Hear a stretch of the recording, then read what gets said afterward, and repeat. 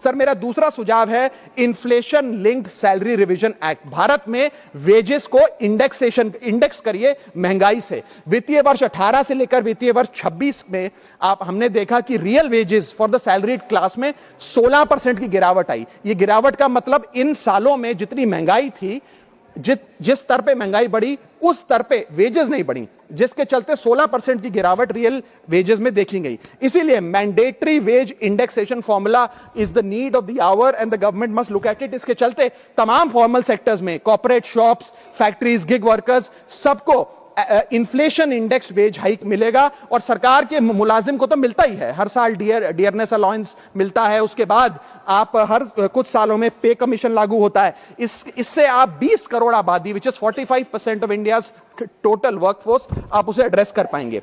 Sir इसी के साथ साथ मैं बताना चाहता हूं कि दुनिया के कई देशों में यह पहले से ही लागू है।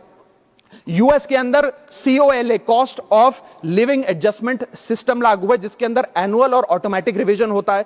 जर्मनी के अंदर हर 18 से 24 महीने के अंदर महंगाई के अनुसार सैलरी बढ़ा दी जाती है। जापान के अंदर शिंटो मेथड यूज होता है, जिसमें annual inflation index wage hike दी जाती है। और बेल्जियम में ऑटोमेटिक इंडेक्सेशन लॉ है, जिसमें क्वार्टरली बेसिस पर एम्प्लॉइज की सैलरी बढ़ाई जाती है। Sir India is one of the only countries in major economies where 85% of our formal workforce has zero statutory inflation protection. We are at the mercy of the employer discretion and our own negotiation power to raise our salaries. इसके साथ साथ मुझे लगता है कि एक minimum increase based on inflation होना चाहिए। मेरा सर सुनिए सुनिए सुनिए सुनिए सुनिए सुनिए ना सर, सुनिए सुनिए सुनिए सर, आप बाहर में हमको डार्लिंग बोल के पुकारता है, इधर टाइम नहीं देता है, क्या है सर? जरा टाइम तो दे दीजिए डार्लिंग को, सर दे दीजिए सर। आवर कांसी सर, सुनिए सुनिए सुनिए सुनिए सुनिए सुनिए ना सर, सुनिए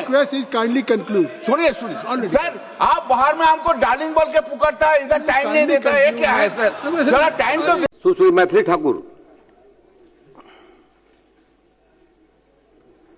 उत्तर मिला है ना?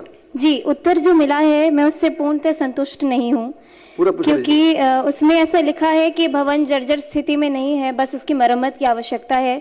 लेकिन मैं चाहती हूँ एक बार मंत्री महोदय एक बार पुनः अवलोकन कराएं, क्योंकि मैं खुद जाकर के देखी हूँ भवन जर्जर स्थिति में है।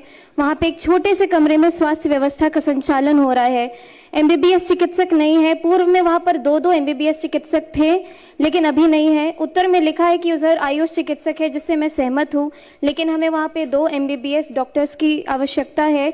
मैं मंत्री जी से प्रश्न नहीं कर रही हूँ, मैं बस उनसे एक निवेदन कर रही हूँ, क्योंकि मैं बहुत छोटी थी और तब से मैं स्वास्थ्य मंत्री जी को मंत्री के रूप में देखते आ रही हूँ, उनको स्वास्थ्य के प्रति काम करते हुए देखते आ रही हूँ। तो मैं चाहती हूँ कि जनहित में वो इसका निदान करें, क्योंकि अति आवश्यक है। 5 से 7 पंचायत इस हॉस्पिटल पर निर्भर करती है, जिसका साफ साफ मानना है कि 40 से 50 हजार तक के जो 40 से 50 हजार लोग हैं जो इस हॉस्पिटल से लाभान्वित होते हैं। और मेरे पूरे विधानसभा के केंद्र में यह हॉस्पिटल है, जिससे कि अलग जो 2 प्रखंड है, घनश्यामपुर प्रखंड और अलीनगर प्रखंड, दोनों इससे लाभान्वित हो सकते हैं। तो इस पर माननीय स्वास्थ्य मंत्री जी का विशेष ध्यान रहे, यही मैं उनसे अनुरोध करना चाहती हूँ।